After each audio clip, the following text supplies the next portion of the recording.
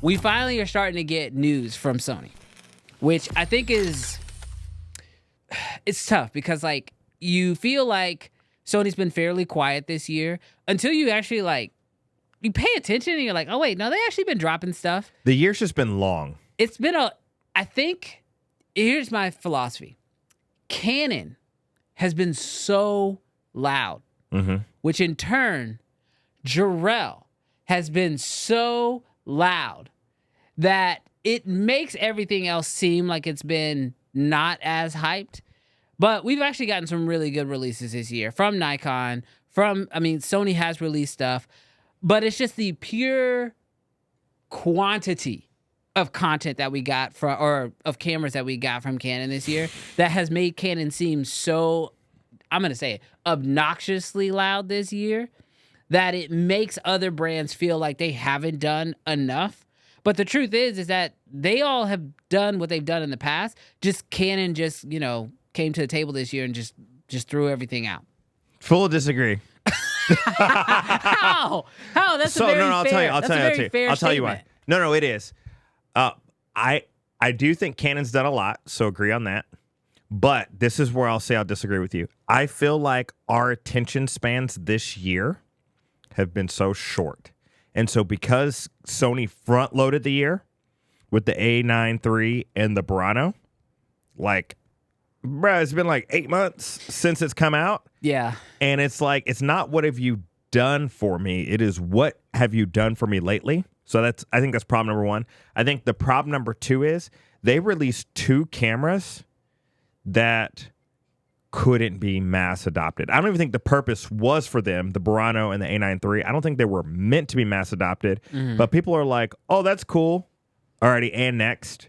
They didn't really dive into them. They didn't really freak out about them. So to me, this is an uncharacteristic year for Sony. Sony be dropping 9,000 cameras a year of the same flavor of Kool-Aid in different bodies. So, personally speaking, them only dropping 2 cameras, this might be normal for Nikon, this might be normal for Lumix, Panasonic, but like this was an abnormal year for Canon, and it was a slower year for Sony. I agree. I definitely, I think I agree with you. And like, I think some of what you were saying was in what I was saying. Yeah. But it is one of those things with, this year, Sony also didn't really release a camera for the everyman. Yes. Which it feels like they've done Yet. that a lot. Yet. That is a big one. Like, I feel like every year we at least get somewhat of an everyday guy kind of camera, filmmaker, freelancer, content creator style camera. This year we got really, really content creator with the ZV E10 I think it was. And then we got super high end with the A9 III and the Burano. But the rumors are starting to pour out in the world of Sony, so that means we got to be getting close. Last week, we talked about the fact that it looks like an A7 V might be coming and could get announced as early as this year. But we also just got a new rumor coming in from Sony that the I always get this wrong. No, it's not an A. What is it? The A1 Mark II first spec rumors have now officially leaked, and also being announced that they could announce it as early as this year. I don't think we're going to get both of those cameras announced, but if the A1 Mark II does get announced this year, we at least have some specs to go off of, right? Yeah, I mean, don't get me wrong. We will report. I was going to say we will report on anything. We won't report on anything, but I will say, like the specs aren't crazy, and to me, I am hoping that this is one of those cameras that after you hear the specs don't tell the full story. We see the camera and then we're like, oh, wow, this is way better than just the specs. But supposedly, rumored, allegedly, it's supposed to have a 50 megapixel sensor. So they're not going to go up to that higher megapixel, primarily for speed. They want to keep the speed. They are not going to go global shutter from the A9 III because they do not want their previous camera to have more dynamic range, the A1 Mark I to have more dynamic range than the The predecessor. The next one. Yeah. Which means that they might not have figured out how to make global shutter dynamic range like Red has. So I don't know. And then what else? A new AI chip, improved frame rates, best in class autofocus, a CF Express Type A slot, dual slot, and then the same body as the A1. Yeah, it feels like a very minor upgrade. It feels like an A1S. But here's my thought on it. I feel like if you're Sony and you're looking at this year and you got to release a camera, you're going to release your final camera of the year.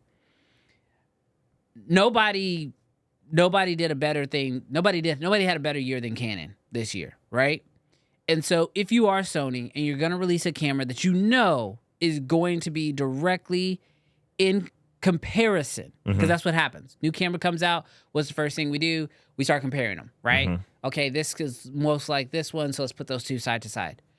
Canon did not leave a more gaping hole or did not leave the door open more than they did with the R1. I wonder if Sony is resting on the fact that the R1 has 24 megapixels.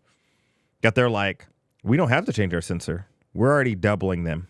So I wonder if that's what they're going to do. Obviously speaking, I just heard a rumor, I don't know if it's been confirmed, but the R1's autofocus is going to be slightly tweaked even from the R5 Mark II. So it's supposed to be better than the R5 Mark II. So I wonder if because like you said, Canon didn't like go to 50 or 55 or 60 or whatever. I wonder if they just said, bro, our A1 still beats your R1. So we're not going to really update. I mean, I feel like if there was a camera that Sony could do that with, this is the one. Yeah. Because, like, clearly they're going to have a response for the R5 II. You know? They're going to, in the cinema space, they're going to have to respond to the C80. You know, like that FX6 is looking like real old now. Yeah. You know what I mean? So I feel like there has to be a solution that Sony's gonna have to do. But I feel like at least getting like the one thing that I look at when I look at Canon is I feel like their flagship is and has always been sort of their Achilles heel, like in the new mirrorless space. Like they released the R3 and they were like, everyone was like, oh, this is the flagship. And they're like, no, we can do better. And so we waited with no flagship. And 4 years. Then they give us an R1. And then like people are still contemplating, this isn't the real flagship. Yeah. There's going to be an X, you know, an R1X. That's going to be the real flagship. Yeah. And so if Sony can just be like, no, we still dominate here. This is our flagship. It's better than your flagship. Yeah, I am reserving. I still don't have an opinion on the R5 II. I've been consuming so much R5 II content. Been hearing so much about the line skipping, the 4K fine, all the SRAW, like all of the different things. I still don't have an opinion on it. A lot of the images do look beautiful coming from it. So like haven't all that long story short to say with the R1, it's not out yet.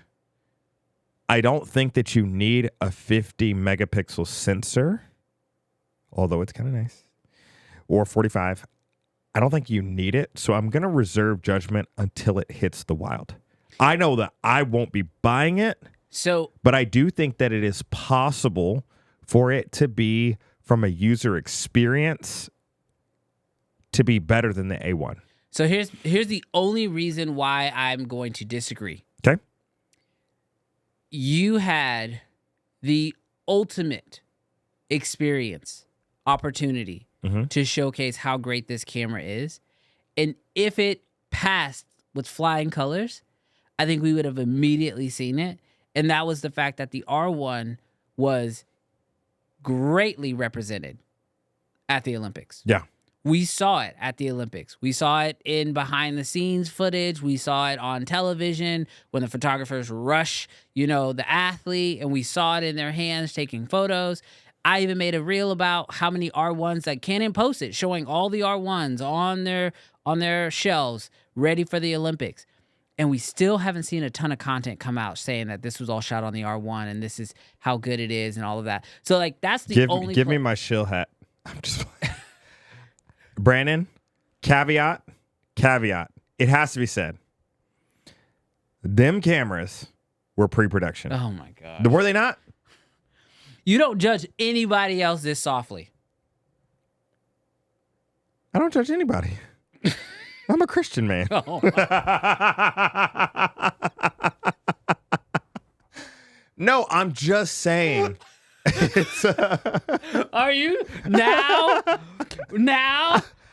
I'm just saying. Hey, look, I can't afford a lightning strike in this building. The people, the chat can go back, bro. Who's harder? Who's harder on cameras? I am hard on camera, but I'm not gonna say I've never judged the camera. I was just playing. No, I'm just saying. I think it's pre-production. Mm-hmm. Like, dude, could they even open the RAW files? Okay.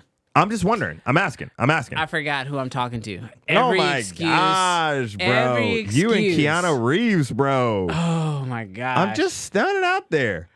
Look, I personally think that, in my opinion, I think that Canon's R1, while yes, it could be great, I think that the current A1 II probably goes toe-to-toe with it. And so if Sony's going to release a camera this year, they can make micro adjustments to it and it would surpass it. Here's the deal. I'm not, this is not a bash. The A1 versus Mark 1 versus the R1, glory. They're probably neck and neck. If not Sony a little bit better or Canon just a little bit better. I will say this with 100%. I think that an A2 from them, like, I don't think anyone's flagship is going to be 10%, 30%, 40% better than the other person's flagship, personally. So, like, I'm not saying this in a way of, I am saying before I go in on the R1 and maybe Canon dropping the ball, I want to see the image. That's all I'm saying. I'm not saying that it's going to be good. I'm just saying I'm reserving. Other brand gets that type of treatment from you. You will sit here. No other brand sends checks. All right, I'm done with you. I'm moving on. Hey, thanks so much for checking out this video. If you enjoyed it, do me a huge favor.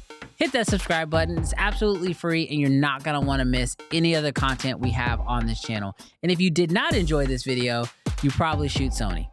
So that's all I'm going to say.